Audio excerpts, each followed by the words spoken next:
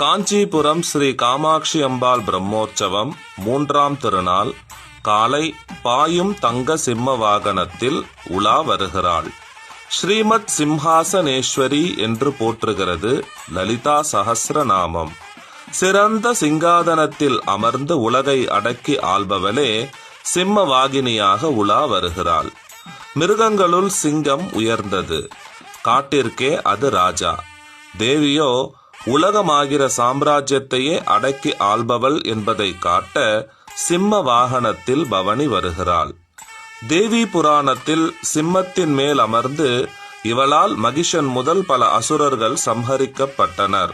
இதனால் இவள் சிம்ஹாசனேஸ்வரி என்று பெயர் பெற்றாள் என்கிறது. மகிஷவதத்திற்கு புறப்பட்ட தேவிக்கு அனைத்து தேவர்களும் தத்தமது ஆயுதங்களை வழங்கிய போது இமவான் தேவிக்கு அளித்தது சிம்ம வாகனம். பல தீய அசுரர்களை அந்த சிம்மம் அழித்து தர்மத்தை நிலைநாட்டியது. முருகப்பெருமானால் சம்ஹரிக்கப்பட்ட சிங்கமுகாசுரன் ஞானம் பெற்று தேவியின் வாகனம் ஆனான் என்றும் சொல்லப்படுகிறது.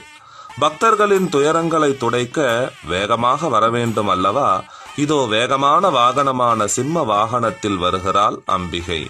தேவியின் இந்த சிம்ம வாகன தரிசனம் நம் அச்சத்தை போக்கட்டும்.